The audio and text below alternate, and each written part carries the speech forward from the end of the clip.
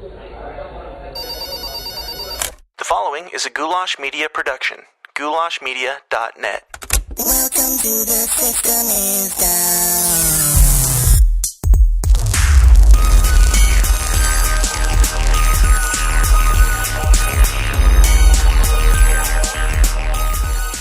Hey, what's up, Downers? Welcome back to the least comfortable show on the web. The System is Down. My name is Dan Smuts, and as I promised last week, this is the second half of the two-parter episode, the discussion between the Democrat, the Libertarian, and the Republican. So if you haven't listened to that yet, I would strongly advise you to go back and listen to that first, as this just kind of jumps in the middle of the conversation, and it might be a little confusing as you don't know who everybody is and what their stances are on things.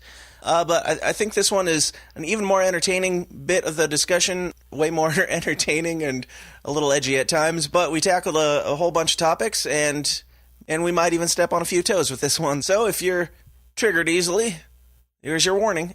And without further ado, let's get weird.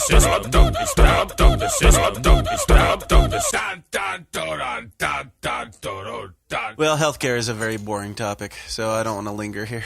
Let's talk about something fun, like identity politics. Who wants to start? Four white guys talk about identity politics. Tune in to find out what happens. Hey, we've got a Catholic here, an atheist, and a gay atheist, right? We've got some identities. We prefer to be called gaytheists. I was just going to say that, but I didn't know if I'd get in trouble. I never know anymore. Like, you just combine two words and you get in trouble nowadays. Honestly, I mean, this whole topic is way more important at this point in history than any of these political issues that we're talking about. Nobody really cares about healthcare. Nobody really cares about foreign policy and that type of thing. All they care about is this. It seems like. Maybe I'm wrong. I'm the moderator, so I'm not going to give a real opinion. Somebody take over. With the caveat that I do have a certain amount of like Jim Webb in me. Remember in the Democratic debate when Jim Webb was asked who his favorite enemy was, and he goes, "I'd like to say the, big oil or whatever, but I think my real answer would be the Viet Cong that threw the grenade at me that I shot and killed." Yep. I mean, like, fucking bad. Like, just came out of nowhere with, like, this, like, cold-blooded killer thing. It was fucking awesome. So, with the caveat that, like, I do think that people should just, like, kick more ass generally and just, like, kind of be a bigger badass. I do think that it's important to, like, if there's a person who prefers to be called by a certain thing that I don't personally understand, like, it's not really that hard to just do it, just to, like, whatever. I mean, there's bathroom stuff, whatever. The identity politics. So what should we, I mean... The danger is when what you're saying there, which I would generally agree with, like, I don't get if, like, I don't Hold on. First of all, like this, but before you get on a tirade, I want to point out that people in the future listening to this just heard you say, then there's bathroom stuff, but I don't want to go there, and you're just leaving it at that. So, Mark, continue. Oh... Well, now I don't know what I was going to say. Now I'm just thinking about bathroom stuff. Yeah, I'm not going to explain it or allow you to. We're just going to move on. Okay, but I guess, like, let me just say one thing. The rhetoric that we use does matter to people. I know that the term rhetoric is a term often used by the left/liberals/whatever. Yep. But, like, when you do constantly refer to... I mean, we've actually seen a huge shift. When I was 10 years ago, it was always illegal immigrants. We really have changed that to undocumented migrants or undocumented people or undocumented something. I mean, that sort of thing, or, anytime someone refers to a black person as a thug, I still get a little... Oh, I agree. I agree. It's still pretty cringy. Now, grand scheme of things, like, wouldn't it be better if we focused on something else? Like, yeah, but, like, at the same time, like, people do have different experiences, and I haven't had the experience of being a black person in the United States. I don't plan on ever having that experience. And I don't know. I think it would be nice if we could just make little changes in the way that we talk, just to recognize that it does mean something to some people, and there are certain historical things behind like our rhetoric and stuff like that. At the same time, like, I guess I don't have that much of a dog in the race. I mean, if someone calls me a fat, I would probably be. I wouldn't really engage with him, to be honest. But like, there is a lot of same as somebody calling you a douchebag. If somebody calls you a name, you're not going to talk to them. Well, no, but, okay. So here, it's actually not the same. It's not at all the same. Okay, it's not at all the same. It's meant to dig at who you are more than just sure. And it harkens back to the and it harkens back to the fact that my people, shall we say, were literally burned. Sure. On sticks. I mean, like, so like. That doesn't mean anything to me. Like, there's no threat of me being burned, but like the word still comes from that. So like, I get that. I kind of understand. I'm not even a practicing Jew. I was just raised that way, and I don't even know what the word kike means, and I'm not even bothered by it. But I'm not bothered by it logically. But if I hear it, it still bothers me because it's like. There's hate. Like, I guess it depends on the where I hear it. If it's like in a joke, like I'm all about jokes that are like on PC and stuff like that. In the right context, it's fine. But if I hear someone like Christopher Cantwell saying "kike" and the kike's gonna die, I'm like, oh, that's like gross, man. That's fucking, just because you feel the hate behind it, and it's like I guess it's like with everything, it's the intent behind it. If there's hateful intent behind something or violent intent, even and you feel that as part of it, it makes it a lot worse than just being a dick or whatever or trying to rile people up. Sorry, we lost you there for a second. Who lost who? I lost Mark, and he was the only one talking. You lost everybody. Both of you. Good thing I'm recording myself. Yep. If you can, as the kike in the group, if you could go ahead and repeat your last couple sentences. Well, that's a good example. Whoa! If it's heard in context from the right people, it doesn't bother me. Sure, yeah. But it doesn't bother me generically. But I was saying with everybody, it's all about the intent behind the words you're using. So if I feel that someone is using a word, whether it's directed towards me or not, like the N word, I don't like hearing it if it's in a heard in a hateful way. Like even in a movie, like it's like it's nasty. That's a gross word. But if some comedian says it, like if Chris Rock says it, it's hilarious. Like, so it's not about the word. It's about says what, Mark? If Chris Rock says what? If Chris Rock says no. Is it ever funny? Could it ever be funny if a white person said it? Thank you. Yes, absolutely. Because maybe Louis C.K. Because I'm white and I've repeated the Chris Rock routine and people laughed. Yeah. At me repeating the Chris Rock routine. I think it's even. Repeating Chris Rock, it's not. People will be upset that I said it just now. Pause. I'm going to cut you guys off real quick, and then we'll get back into the debate here in just a second. I'm going to cut you off. I disavow. You might want to cut all of that out, actually. I'm going to cut you off, and I'll reconnect with you guys. Just 1 second. Here. John is, like, having a heart attack over here. Like, please do not ruin my career. That is all I remind us later to talk about, if there's time, digging through past social media to completely discredit someone. I agree with John you. just said it as a joke, but like, let's say John runs for president. This doesn't matter. We'll get to that. Let's get back into where we were on like the N-word and that type of thing. I was gonna say maybe we should skip the debate altogether. Well, it's interesting. We don't have. I mean, I don't have to include you saying it. But yeah, I think it's definitely a worthwhile discussion, even from 4 white guys. Whoever, I mean, Ryan, you basically brought that up and asked if that was equivalent to the K word, we'll say. So if you want to go ahead and bring that up again, we'll continue from there. I did not bring the N word up. Just for the record. Well, you asked. I did, but I didn't want to say it. Oh, yeah, you did, and you asked if it's okay for white. I would just say that I disagree with Mark to the extent that even if it's not said with malicious intent, like, a child should still, I think, be taught, like, you shouldn't just say that. You really shouldn't say that. Oh, totally. Right. Well, yeah. Yeah, I agree.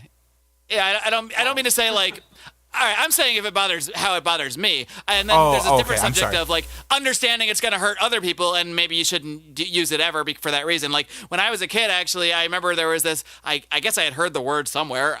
I was probably from other kids or something. I definitely didn't hear it at my house. But I saw there's this big bug in my house, and it was black.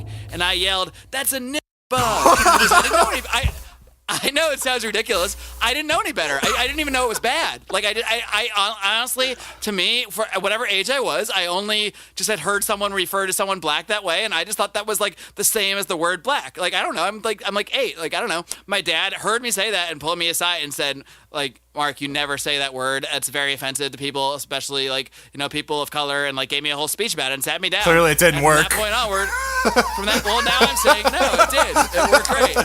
Because now I'm saying it in a context where we're just having an adult conversation about things, and it's obvious we're not being offensive. So, I mean, it is all about context. Again, I don't think I should be using that word in public on an adult podcast where we're all adults here and it's mostly adults listening, and we're having an adult conversation. Then, yeah, I think it's perfectly fine to use. Other people might disagree. I mean, some people might hear the word period and be offended by its use at all. And I guess I don't get it personally, but I get how other people might. But that's, the problem is when we translate this stuff into law, and I know you're not suggesting that, but there are many other people are. In California, there's a bill proposed that would actually include jail time for people that don't use the right gender pronoun. Now that's when the idea gets totally on the other side and super scary, because now we're talking about infringing on speech, and it's a whole other avenue. Absolutely insane. So there's a difference between politeness and how you quote unquote should act in terms of being a respectful person who you want other people to take you seriously and respect you back, as opposed to what we want to put into law. They're totally different conversations, really. So Mark, on the idea of there are certain words that you as a rational human being don't use unless you are meaning to attack somebody. Do you think that any hate speech, as a libertarian, do you think that any hate speech, quote unquote, or any words can fall under the breaking of the non-aggression principle as a libertarian? No. Can you say that again? The non-what principle? The non-aggression principle. It's the libertarian Bible. It's this weird idea some libertarians have where they don't think you should use physical force against people unless it's in self-defense or to retrieve some sort of stolen items, I guess. It's a very quick, shitty summary of it, but no, sure. Is the short answer. Long answer is, we have to talk about nuance here. Yeah, if someone is standing outside with standing next to me with a machete and saying, I'm going to cut you open, I don't have to wait till they swing or cut me open to take that threat seriously and take the words seriously. That's hate speech to me. It's like a threat. So sure. That's a violent threat that I can respond to, and that is to me a violation, quote unquote, of that principle. But just generically using words, no. Okay. Yeah, so it's really interesting because I'm not an identity politics person at all. I really think that it's poisoned our discourse. But that being said, I was just raised to be a decent person, recognize the fact that as coming from my culture, I shouldn't be using these epithets, period. And so it's like what you said, Mark, hearing those words, Ryan hearing the word you said, and that was a word I was called.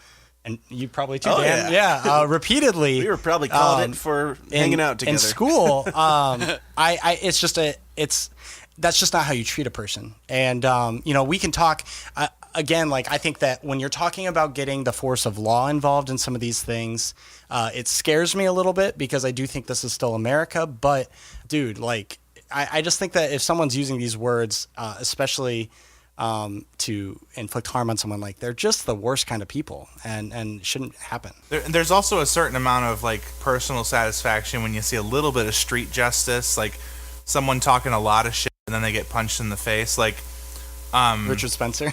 Well, that is the first image that came to mind, but there's also just all those videos of fights on Facebook where someone's in someone else's, someone's constantly in somebody's face talking a lot of smack, and the person punches them. The law says that the person who punched them committed an assault because they weren't justified, because no violence had been offered on them. And on a grand scale, I agree that is probably how we should go. You can't just punch people because you don't like what they're saying. But at the same time, boy, is it nice to see somebody just... Dan seems like the one who's obsessed with Nazis here, if I'm not mistaken. And then you combine the haircut. I knew that was going to come up eventually. Starting to add up here. Disregard the swastika flag on the back wall there. Carry on. I disavow. I thought that was a Hindu symbol. Never mind. But yeah, the thing about I had a thought and it's escaped me. Never mind. Welcome to my life, man. Oh no, I remembered it. The other day I was driving and I had a really stressful, bad day, and a woman was driving next to me and she cut me off, and I screamed "fucking bitch," and I meant it at her, her as a woman. I was calling a fucking bitch, and got it. I remember, no, we understood. Well, it wasn't like I was saying fucking A, oh man, this sucks. I was directing it at her. I mean, she couldn't hear me, obviously. Sure. But then I had this moment where I was like, damn, this is gonna sound super liberal, so sorry, but that was really me I had a bad day and I wasn't able to control my temper, and so all I had to resort to was the fact that I was a man and she was a woman, and so I called her. I yelled at her in a sexist. I really used a sexist term to yell at her because I had nothing else but the fact that I was a man. And I thought that was a good example of like when they talk about privilege. I thought that was a good example of that. Like I didn't really hurt her. I didn't really do anything that bad because nobody heard it. But I do feel like that was a good example of how that sort of the P word manifests itself in terms of like, I didn't have. I mean, yeah, she cut me off, but it wasn't really that big of a deal. I was just pissed off, and the only thing I had over her was the fact that I was a man and she was a woman, and I could call her a fucking bitch. And so in that sense, I think I just the whole that I think that's kind of identity politics-esque in the sense that the whole privilege thing. That's just a story that I just remember. I just remember thinking about it right after I said it. I was like, damn, like I couldn't come up with anything more clever. I couldn't come up with like anything other than resorting to the fact that I had a certain amount of power being a man, and she had a certain less amount of power being a woman. Go, Mark. Right. Sorry, no, John. Sorry. No, I was just gonna bring up. So one of the things that really upset me with identity politics, and like, I just want to get this out first before like going into it. Like, my belief is that every single person has dignity. Like, whether you're black, white, whatever, gay, straight, whatever, it doesn't matter. And so one of the things that frustrates me about the labels that we assign to ourselves. Do you remember, well, obviously you probably do, the Pulse shooting in Florida that happened, was that a year ago now? Where 49, a little over a year ago, yeah. Yeah, so like, this is a situation where I think that I'm disappointed that we immediately go to identity politics as opposed to, I guess you could say, a nationalist response to it, where I remember specifically Anderson Cooper talking to Florida, Pam Bondi, Florida's Attorney General, and she was talking about everything she was doing to help the victims, who were, by and large, of the LGBT community. And he asked her, like, well, but is this really anything because you don't support gay marriage, or you fought against gay marriage? And these types of things, I think, are just so divisive, because what's happening, and I think we're seeing this right now with the rise of the alt-right and all of these folks, is that like we should just all be uniting on that. Like that should be, that wasn't an attack on just the LGBT community. Like that was an attack on all of us, and we should all be upset about it as Americans together. I think when we're really obsessed with the identities, like we are dividing ourselves up and saying almost like, well, that wasn't an attack on me. Or, like that was, do you see what I'm saying? Like that's my frustration with it. I just think it's so divisive. And I see after 9/11, and Mark, you can weigh in on this, but I remember as a 15-year-old or 14-year-old, the intense national pride after that, and the unity that may have only lasted. It was actually great. And I have a hard time imagining I felt the same thing. It was only later on I started to think different. Right. I mean, I felt the same thing after, totally. I mean, George Bush, like, hanging out with the firefighters and, like, saying we're going to get them, I was right there. I was like, yeah, we have to. Like, this is us. You can't attack my people. And I had no nationalistic thoughts in my life ever before that. Not like, consciously, but it's emotion. You get swept in it. And our sense of identity often shifts. Many people identify as black, white, Jewish, Latino, whatever. And a lot of people, I don't think most people even do this, by the way. I think it's very overstated how many people actually cling to identity so much. I think it's actually a very fringy extremes of politics that kind of push themselves to the center. But, our identity shifts because when something happens that we feel is all of us, suddenly our identity shifts from that thing to all of us. Like, even we're seeing it to some extent now with Harvey. I mean, it's sad that it takes like the worst things ever, like terrible hurricanes and floods and terrorist attacks. But when things like this happen, we do see people coming together. We do see people forgetting about the bullshit and helping each other. And it's really an amazing thing. If only we could try to get this to happen, when terrible disasters aren't happening. That would be nice. So when the Pulse news first broke, the killer was of, if I remember correct, he was non-white. If I remember correctly, he was some I believe he's Pakistani. I think that's something. I hate to sound racist, but because his dad was I hate to sound racist, but something like that. Running for president in Pakistan or something crazy. Yeah, I mean, the first thought was that this was like an ideological attack on like homosexuals. So I think later there were some questions as to it may have been a more personal thing where he was dealing with rejection and feeling like he wasn't being welcomed into the sort of local community. I don't know. But when at the beginning it was certainly phrased and framed as like it was like an ideological attack on gays from like some sort of like Muslim extreme view. That's how it was first phrased. So in that sense, I guess it was kind of like a reminder that like, you know, there are people who want to see us killed in the world. There's really not that many in America. I mean, there's some that are usually loud, but pretty few. So I guess like there is a little bit of difference. It's like when that kid in South Carolina shot up that black church. That wasn't an attack on white America. That was an attack on black America, very specifically. So I think it's important that we do respect the fact that that was their victimization.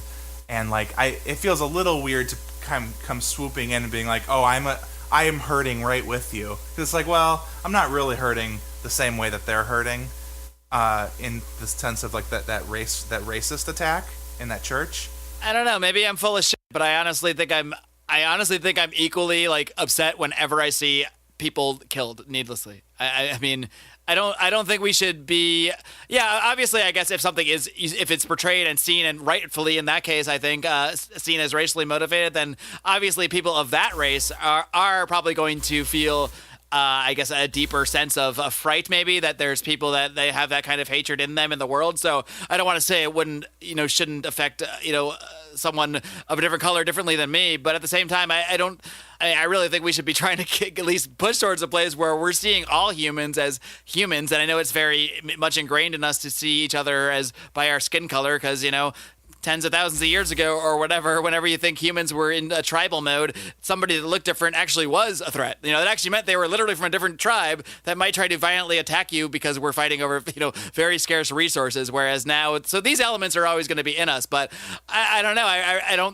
I do get what you're saying. I guess I don't think that's the way we should try to see things. I think we should get to a place where we should. Maybe you're right, though. I mean, maybe you're right in how people do take it, but I think we should hopefully all be equally as affected by tragedy, regardless of who the target was. So I guess if I'd like to just kind of phrase it in terms of the Dylan Roof murders of those black people in the black church.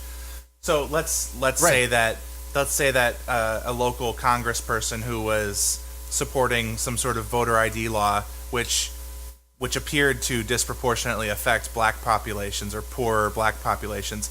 Let's say he goes to the church and says, I'm really sorry that this happened to you guys. Here's the things I'm going to try to do to help you.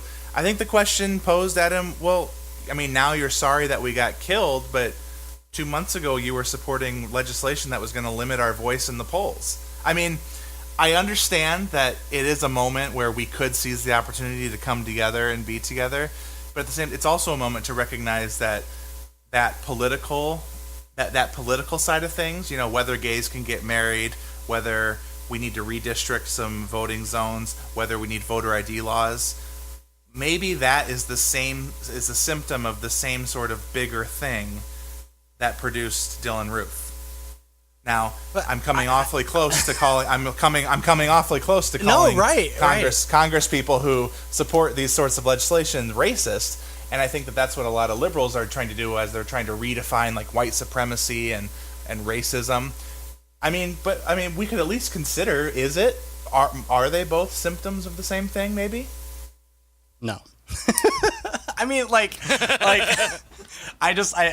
can't disagree in stronger words. I understand where you're coming from, and I wanted to touch on this, and then I'll go right back to it. But the problem, at least in my opinion, is that the media jumps immediately to what we were just talking about. And so you talk about the Pulse shooting, and I remember all of the media reports were this was an anti-gay bigot, and it was targeted at the LGBT community. And then we got an FBI phone call a month later from the shooter, and he was pledging allegiance to ISIS, and it was against Americans, and he didn't use gay or LGBT or anything like that once. And I just think that the problem with this is that, especially in that instance, and I think the Dylan Roof one is a much better example for what you're trying to talk about, but in that instance specifically, that was an attack on us all as a people. And by trying to like marginalize it to one group and then use this attack to kind of like push on other people's politics that they don't disagree with or that they disagree with, like I just find that really monstrous. There's just a big difference between, for example, in the case you were saying, having a different belief as to what marriage is, and that is a long conversation we don't have to get into, and thinking that we should stone gay people. I mean, they are monstrous differences, and I think putting them are in the they same though? basket, Are they really though? Are they really? Absolutely, they are monstrous differences because people who don't support gay marriage do not regard gay people as any less of human beings. They regard them as human beings. Like, it's not a hateful ideology. It's not born out of hate. It's born out of a belief that marriage is a traditional institution, and I think that trying to assign, which is what the left, as you said, what the left is trying to do right now. I mean, the left wants to equate Richard Spencer and what happened at Charlottesville with someone who opposes gay marriage. You see that with SPLC and who they put on the hate list. I think that's ridiculous. We should be able to have policy disagreements. If you're firing a weapon, you're a monster. If you're having a policy disagreement, you're an intelligent individual who's thinking differently about something. And if we lose that in this country, it's over, because then we're just to the point where, because honestly, I mean, Ryan, like if you thought that a conservative, and not you personally, but just generally, thought that a conservative who opposed gay marriage was on the same level of an anti-gay person who shot 10 people, then why aren't you justified in violent means? Why isn't Antifa justified? They would be justified in that scenario. So I don't want to say that they're as bad, but the thing I used, the phrase I used earlier is, are they a symptom of the same thing? So if you let's say, for example, that someone doesn't believe that I should be able to adopt a child and raise a child with a partner of the same sex as me. I mean, now I can marry. I mean, the question about whether I can legally marry is settled, so I know that I can marry someone for sure. But some people think that we shouldn't be allowed to adopt people because it's not an optimal setting for a child to be raised in. That must be because we are not able to raise a child as optimally as a straight couple. So I don't understand how that person can possibly say that they view me the same as a straight cut person if they're saying I don't have the same ethical or financial or personable ability to raise a child. So I guess I wasn't trying to say that if you oppose gay marriage you're the same as the pulse shooter. Of course not. But is it coming from the same fundamental view of gay people as less than? I understand what you're saying, but I think, for example, in the example you just mentioned, somebody would come back with, well, no, I mean, they don't think that a single parent should be able to adopt, and they would argue that, like you said, that's a less optimal position for the child. So in that case, are they, anti-woman or anti-single parent? They have a traditional view of what they believe is optimal for children, and there's You're saying they a lot. Are you I'm trying not to make, because I think Ryan and I are trying to have a civil conversation. I'm trying not to make. No, I'm just kidding. I appreciate back that. and forth, but the issue, I think, is that while there is obviously, I see where you're coming from from that perspective, but once we equate true evil, like honest to God evil, anyone who would shoot in the name of politics is a monster.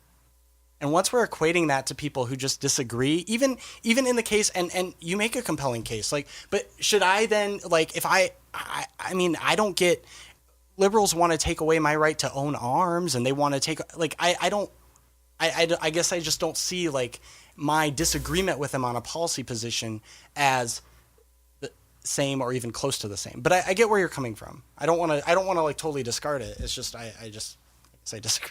Yeah, and I don't want to hang on this for too long. We can we can have a complete podcast just on that type of thing for sure. Ryan, I'll give you just. Here, I'll give my 5-second view. Mark, I think people should be able to I want do to get whatever they your want. response even more because you haven't weighed in on this at all. But Ryan, you were mentioned in the last comment, so I'll give you a chance to respond if you want to. I'm interested in hearing what Mark has to say. Okay. Oh no, I was, awesome. I Take was it away, half Mark. joking. I was just saying. No, I actually am interested in hearing what Do you Mark guys has. not hear No, me? yeah, I can hear you, Mark. Oh, you do. I Okay. actually am interested in hearing what Mark has to say. Oh no, my view is just that people should be allowed to do whatever they want, including marry and adopt children. But so I'm taking it. There you go. What a surprise from the Libertarian over there. But I mean, but no. To actually address the point, though, I guess if I have to, I don't think that I get that there are. I don't think the state should be restricting these things, but I get why different organizations might view different kinds of relationships, ranging from single parent to gay couples to. I get there might be reasonable arguments. I don't know if there are. I'm not an expert in that area whatsoever, so I'm not going to pretend that there aren't or that I know. But I could see how people might like. There might be studies of some kind that show children are better off in certain scenarios, and how agencies it might make sense for them to use different criteria based on the types of couples of who is higher on an adoption list. I don't know, but I don't think that's something that the government should be involved in at all. Boom. Anybody want to respond to that, or do we want to move on?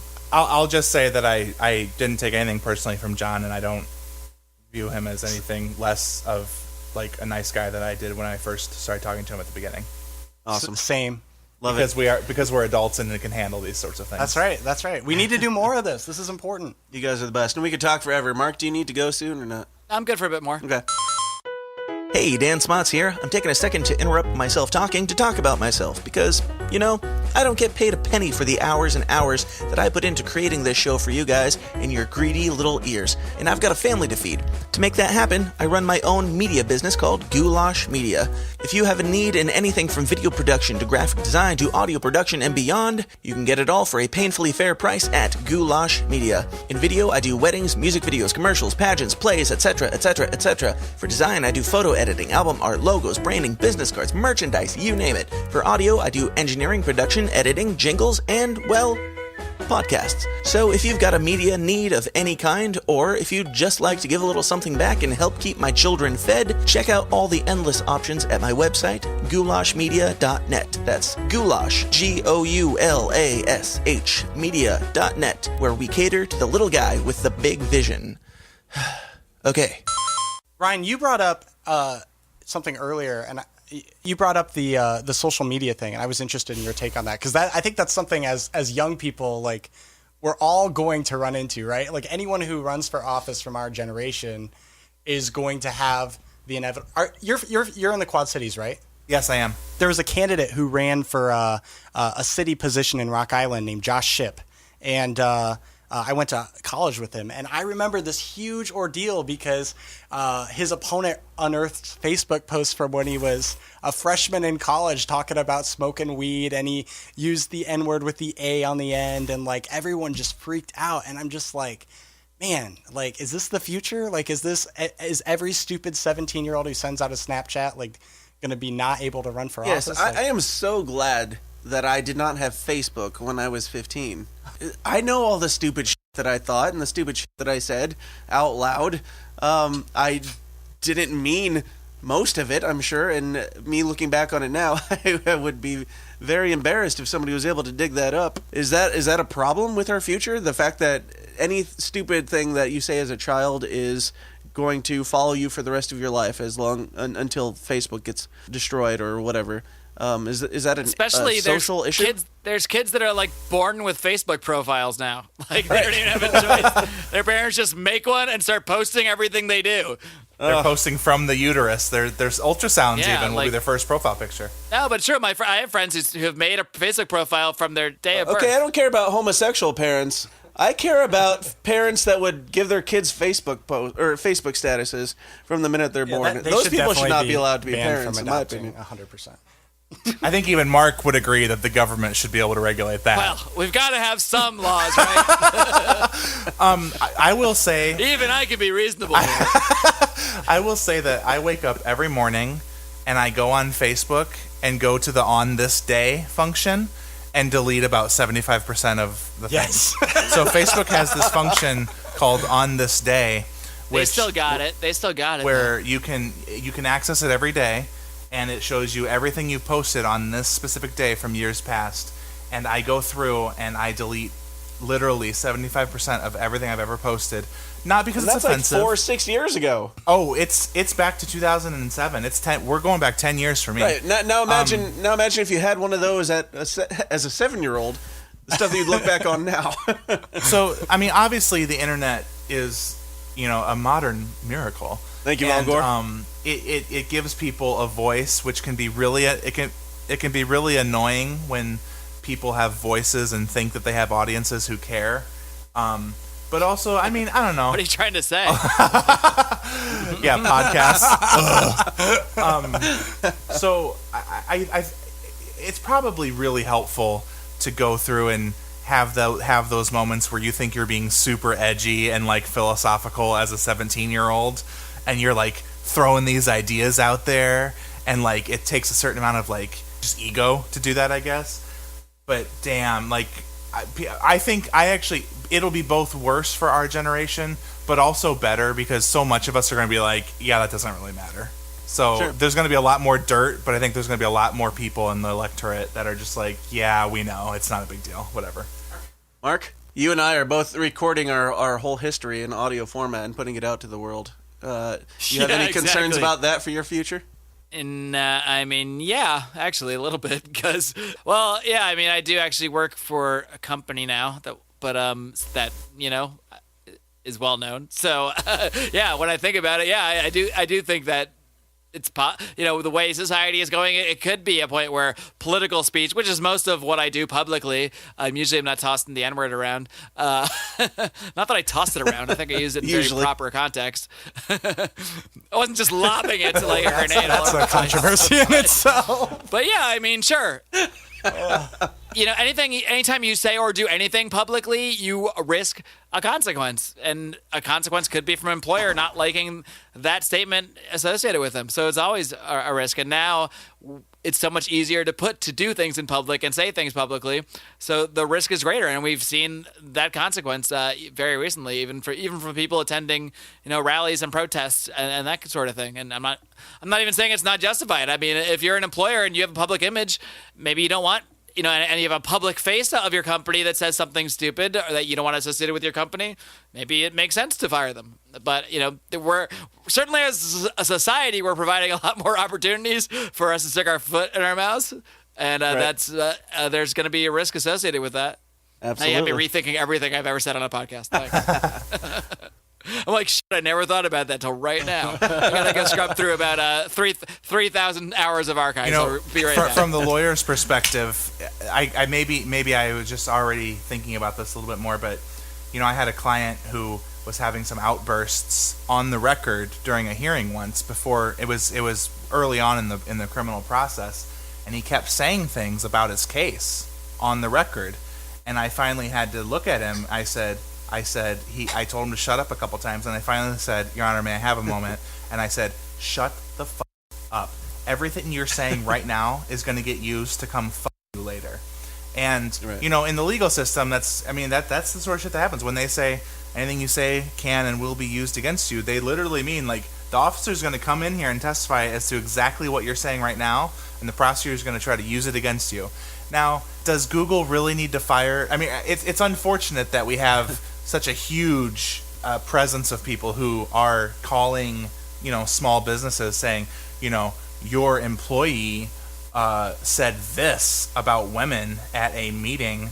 You better fire them. It's like, I don't know. It seems a bit like you want the person to lose their job. Like they've been working there for 15 years. You really want them to lose their livelihood over a political disagreement? So, Ryan, as somebody in the legal field, do you think that the whole on the record, off the record thing, do you think that things posted on Facebook for the whole world to see should be acceptable to be used against them? In what scenario? Like in court, let's say criminal court. Do you think that should be able to be put out there as evidence against them? Do I think it should be able to? Yeah.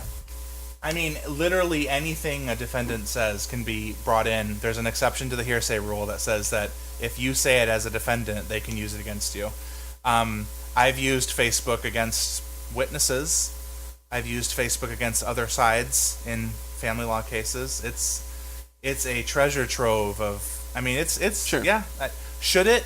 I guess it's kind of like, well, maybe it shouldn't, but it is, and maybe we should all just be a little bit smarter, right? Sure. Yeah.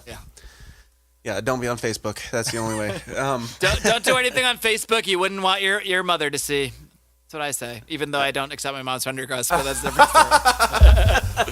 Well, she has no friends. She just has no pictures. She just has a profile. And you refuse to friend her? And tries to friend me and me alone. Like, come on. You're just trying to spy on me. Yeah, because if she was actually trying to participate in Facebook, I would do it. But she's not. She's just trying to be on Facebook to look at me, what I'm doing, and not participate. Unacceptable. That's awesome. My mom wants to start a podcast or a blog and start commenting. I'm in. Let's do it. Awesome. So hear that, Ma? let's do a flash round. Mark, I know you got to jet out of here pretty soon. Yeah. And I would love to talk to you guys all day about this stuff because you guys have very interesting opinions and you guys are presenting them in a very civil manner, which I don't even understand what is happening right now. So let's do a flash round. I'll just I'll mention a hot button topic that you can't possibly give a 2 to 3 sentence answer on, and you will be forced to give a 2 to 3 sentence answer on it. And it is on the record. You're putting it out there to be used against you in the future. So let's start with minimum wage. John, 3 sentences. Go. Should I do my political response or my? Well, you got 3 sentences and you're already 2 down. So I don't believe that we should be talking about minimum wages. I believe we should be talking about maximizing everyone's wages. Terrible. Mark, how about you? God, I'm gonna barf.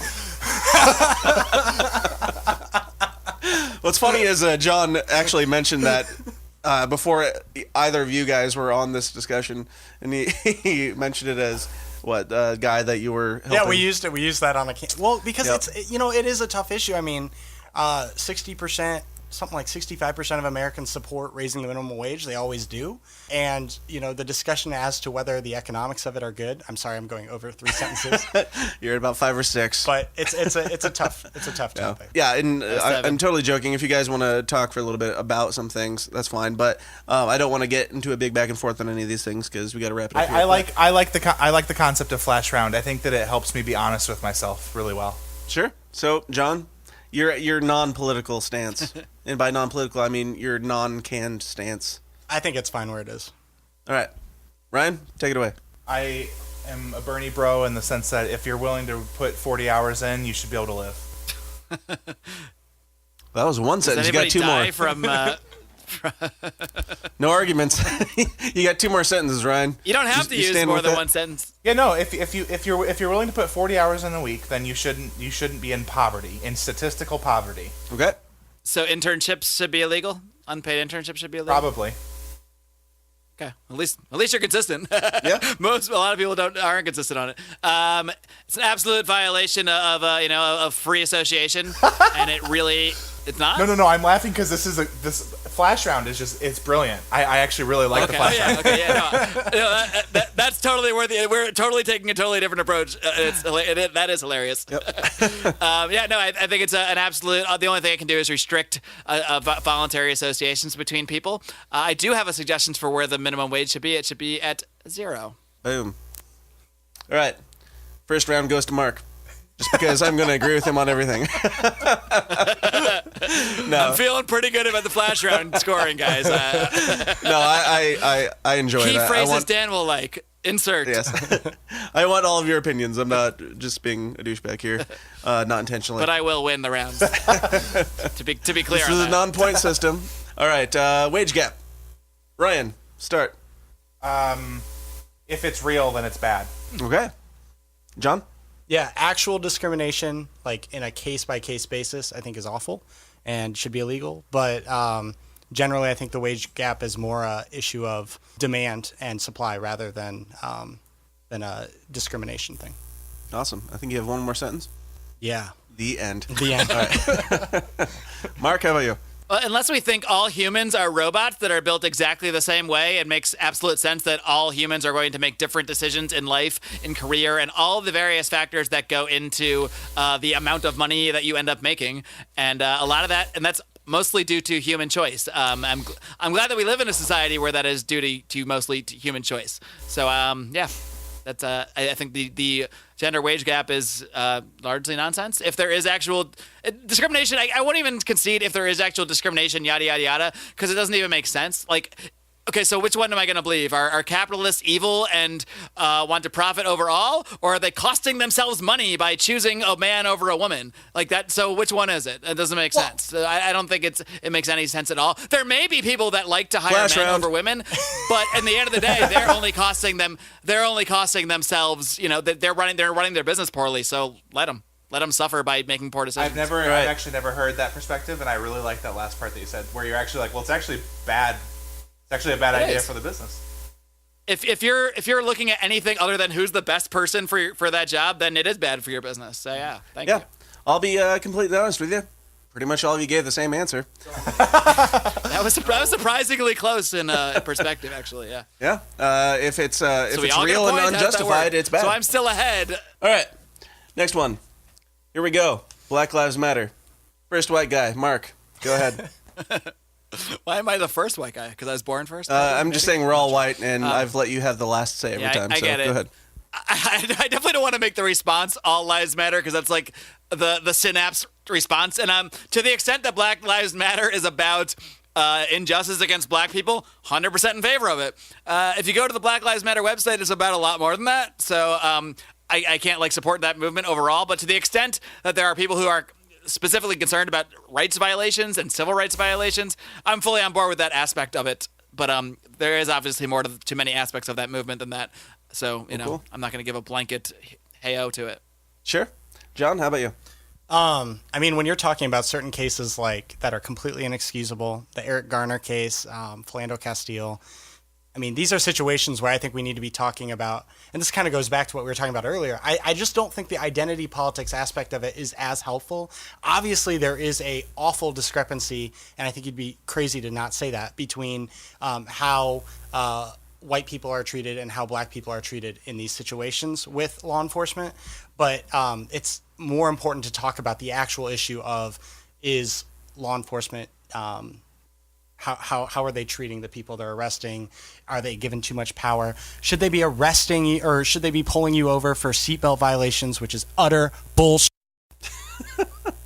That happened to me a little bit ago. I'm still pretty Don't look at me, assuming that I agree with you, which I absolutely do.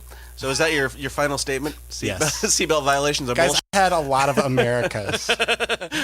On the topic of Black Lives Matter, seatbelt violations are bullshit.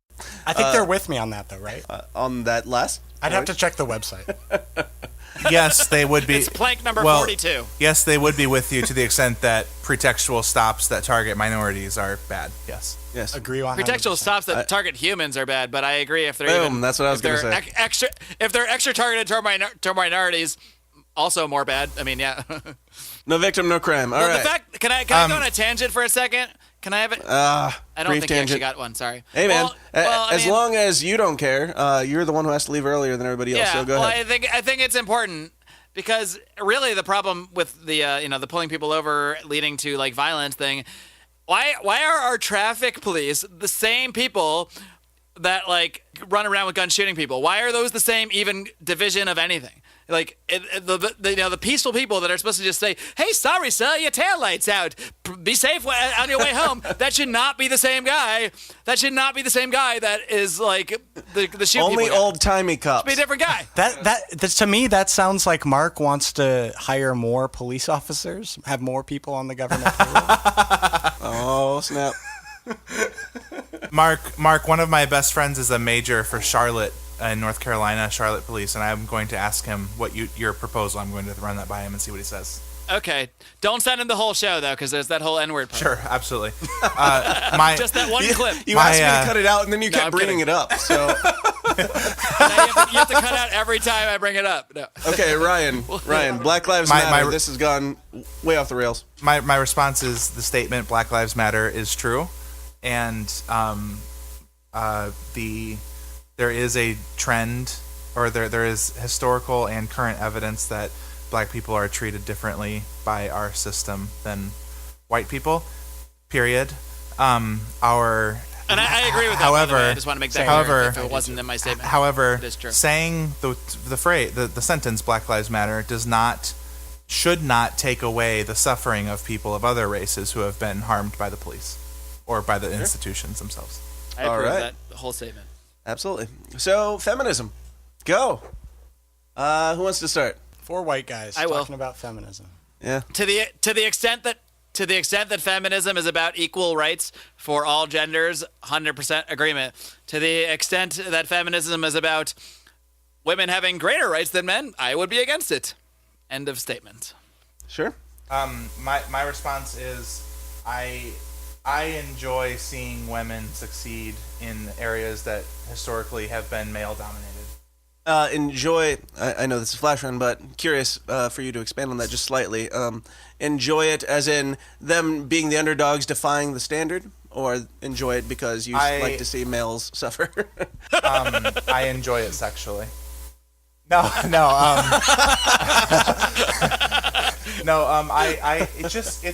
It's cool to see. It's just cool to see a woman break through into an area that men have previously dominated.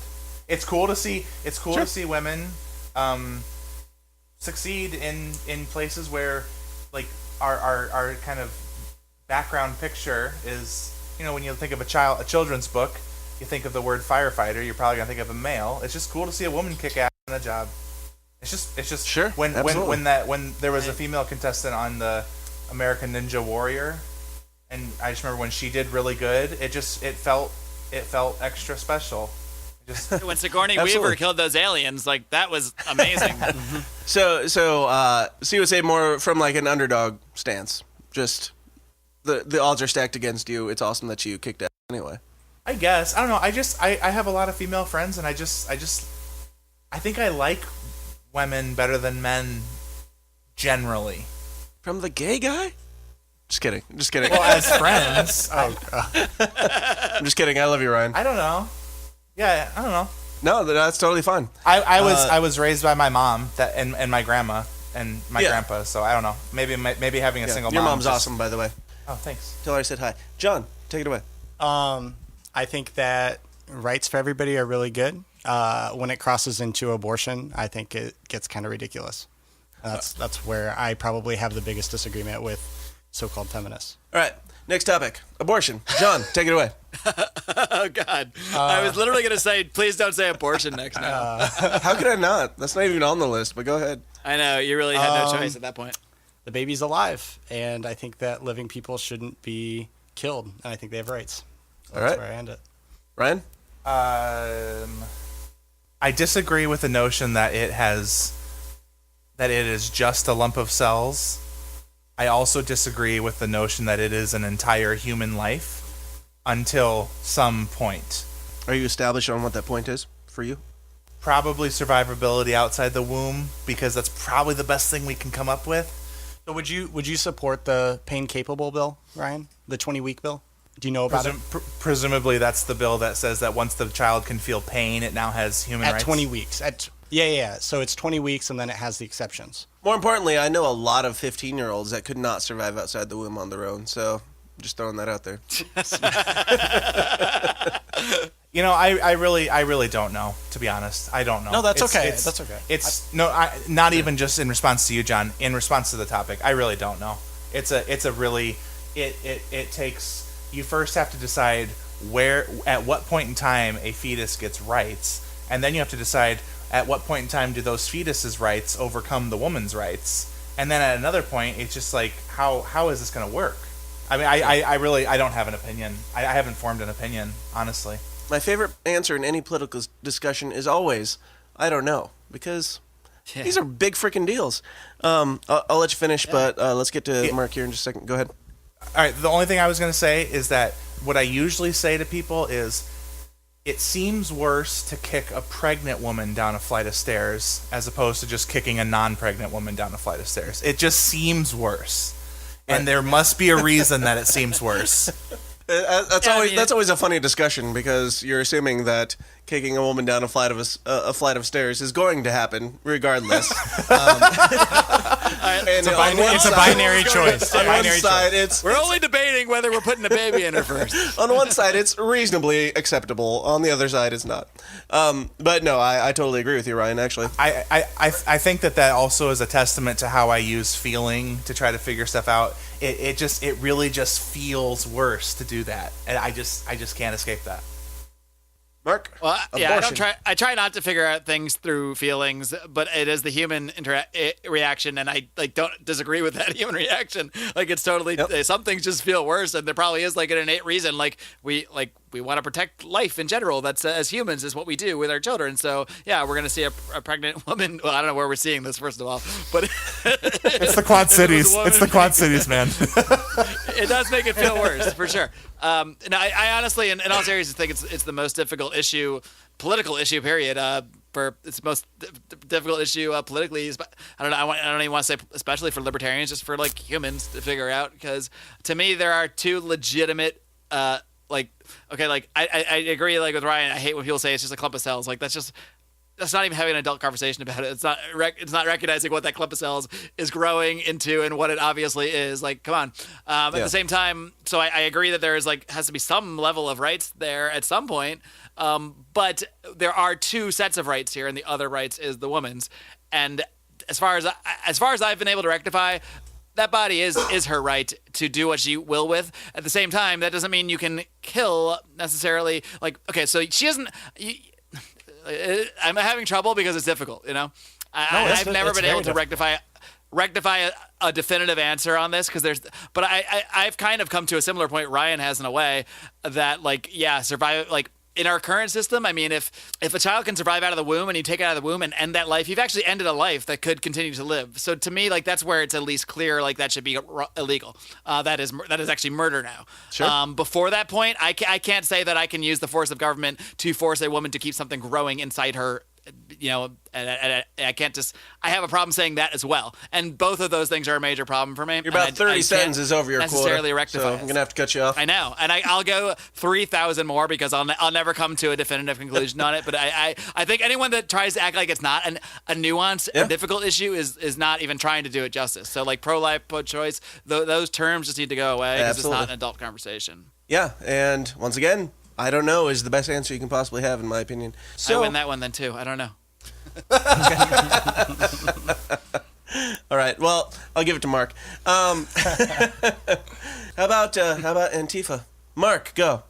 Well, much like Black Lives Matter, and feminism, to the extent that Antifa is actually opposed to fascism, I would be for them. However, I've seen no evidence that they are actually opposed to fascism as opposed to people we disagree with politically, no matter what, and we're going to call them fascists.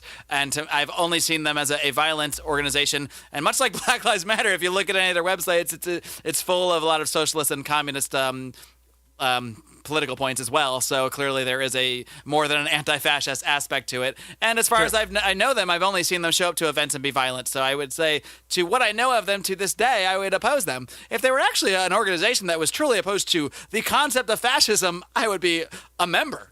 But that's not reality. All right. Before I ask the other two, does anybody have a strong disagreement with that? No. Ryan? I think that Charlottesville would have been a lot better had the white nationalists just marched and finished their march and then been done. Sure.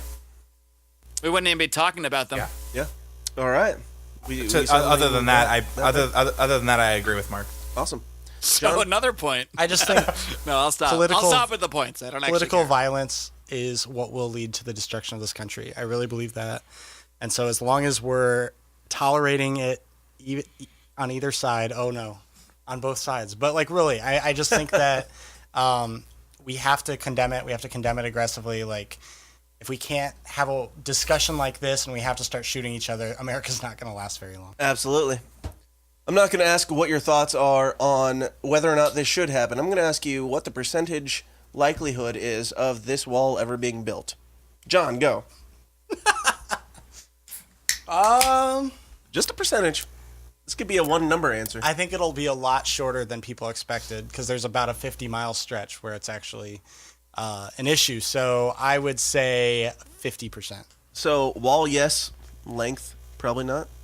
Length, probably not. Wall, yes. Okay. So 100% wall. 50% wall. Come on. I mean, what are we talking about here? So 50% wall, much smaller wall. Much smaller. And Mexico pays for it, right?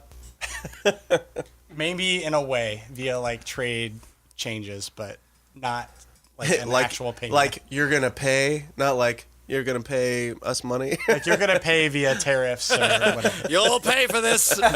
Exactly. Ryan, wall percentage. 0% chance that Mexico is literally going to pay for a wall along the United States-Mexico border. You know what? I'm just going to be brave and say 0% chance that a wall gets built along the entire border. I'm just going to... There's just no way it's going to happen. Sure. Mark? So here's the thing, like, are we talking wall or fence? Because there's already a fence that was partially built by, and all Trump could really do is further fund that actual fence. So I don't think it's actually that hard for him to get more of that built and maybe call it a wall. So I'll put it higher doesn't than have zero, the ring to I guess. it. Extend the fence. No, doesn't have that build ring. Build the fence. Slightly extend the fence. Slightly extend the fence. Really doesn't rally the crowds quite as much. So Mark, how about a wall bigger than you could possibly ever imagine, and something that nobody? A big beautiful yes, wall. A big beautiful golden bigger than the wall. ice wall with solar panels. Probably not like a Great Wall of China now. I do think that he will find some crazy, like, wizardly way to, like, get some kind of construction of some kind funded, and just so he can say he did, or does he actually care? I actually think ultimately he's going to make an immigration deal that includes easier ways to get into the country for attacks that will somehow be said goes to the wall. I think there will be some rhetorical like nonsense that does like I don't think they're going to hand over a bag of money and build it, but I think there's some way he'll pass something that he can justify as saying, "See, I told you," even if it doesn't necessarily like make direct sense. I mean, with the value of the peso, it might just be cheaper to literally stack pesos in the form of a wall. Maybe that's how they pay. 4D chess. 4D chess. See, it's made of Mexican money, literally. Okay, second to last one, and I have to ask this because people are just praying that I don't. Jon Schweppe, the percentage chance that the Earth is flat. Go. I have it written down on my piece of paper. Will he ask about flat Earth? I'm gonna, as much as I enjoy this conspiracy theory, it's one of my favorites. 0% chance All right. the Earth is flat. Ryan, just a percentage. 1% because I have not physically gone up into space and observed the sphere. So you're telling me there's a chance? Marc Clair. 1% in the sense that I trust what science says. I'm going with Ryan's same answer, but I'm going to put it at 2% because I'm slightly more controversial. You're just doing it for the point, you fucker. Ultimately, I will never fully believe anything until I like literally like go to space and see it, and even then, I might think they're playing a trick on me. Awesome. Okay, final one. 2020. What do you hope happens in the election in 2020? Let's go with Ryan first. I hope that Elizabeth Warren runs for president. Me too, but not because I wanted to be president. And not even because I want like Trump to beat her or anything, just because I think it will be entertaining, like period. Just as Bernie was provided entertaining times. Before we get into that, Ryan, you've got 2 sentences left of justification for your answer, if you want to take them. She's smart and sophisticated, period. And I like her. I like her, period. And now we have to say period to direct. I mean, just the banks and the money stuff. To be honest, that's really the big part. Okay, John, go ahead. I think Elizabeth Warren actually is a really likely possibility. Not asking what you think is possible. What do you want? Well, maybe a little bit of both. I think that I don't think she would be the easiest candidate to beat. I think a lot of Republicans think that. I'd rather go against someone who is uninspiring, like, say, John Kerry in 2004. Oh, ouch. Yeah. No, I'm sorry. But, like, I think no, Trump's I'm agreeing with you. I'm agreeing with you in your characterization of him. I think I think the Republicans are going to keep both houses narrowly in 2018, and he will win in 2020. I really do believe that. Maybe I'm crazy. Maybe you are. Mark, how about you? Obviously, what I want to happen is Mark, like for you, it's a two-part question. Who do you want to win the Libertarian Party presidential nominee? And who do you think, and who do you want to win the full presidential seat? Oh man, ugh. I have no idea who I want to win who I want to win the Libertarian nomination? Like somebody I've like never heard of. I don't even know. Not Larry Sharpe, Tom Woods, Jason Stapleton. Nobody that we. Peter Thiel. I'm trying to be realistic here. I mean, I don't think any of those people are.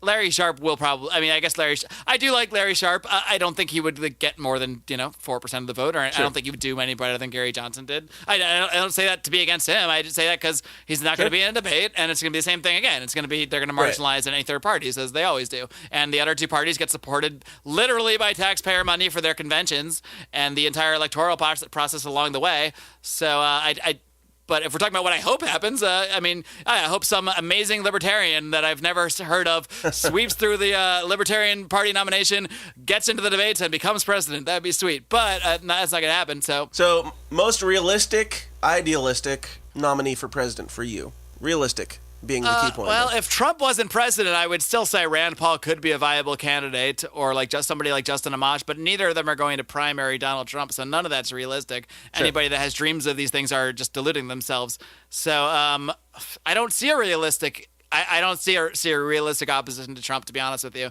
because the way things are going now, I don't think the Democrats have any chance, and I don't think third parties do either. So I don't see any path that doesn't lead to Trump being an eight term. Oh, man. Oh no! Two-term president. I don't say that because that's just my objective analysis of what I'm seeing, and because the opposition is doing everything, they're doing the exact opposite of what I think any reasonable person would advise them to do. So I mean, maybe obviously many things can change in 4 years, but on the path we're currently on, I see the next election being a repeat of the same.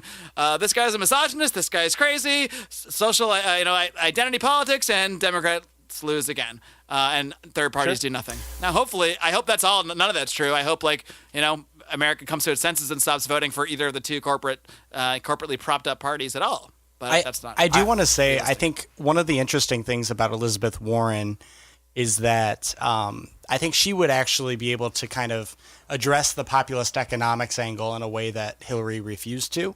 And I think that was a big part of why Trump won. If it was Bernie, I still do think that Bernie probably would have beat Trump, because those white working class voters in the Midwest would have been able to vote for him in a way they couldn't vote for her. Absolutely. Yeah, I tend to agree. I take the mildly Yiannopoulos stance in saying that the Trump supporters aren't that much different than the Bernie supporters. They're just trying to basically burn to the ground and see what happens. I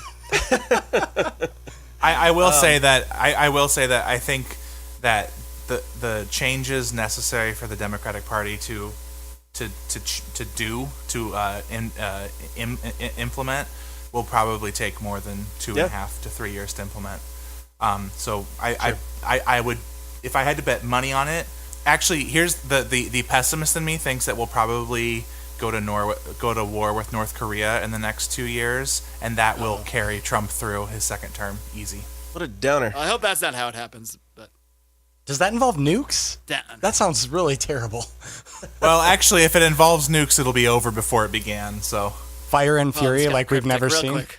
All right, guys, let's wrap this up. I want to thank you guys so much for coming on. This has been very enjoyable, and I would love to do this in the future. I would love to keep talking right now if we could, but I know people have lives, and I don't. So, yeah. Ladders. If you guys ever want to come back on, all three of you, or if you want to send a party member in your stead, I would be fine with that, too.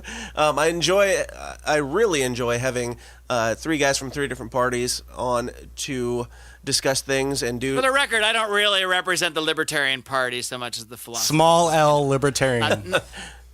What's funny is I think that all the three of you from where each party stands now, don't really stand for the hardcore stance on either one, which is awesome. It's good to show the people that there are people who are willing to listen to different sides of the story and come to their own conclusions, which is awesome, and I hope that people get that out of this.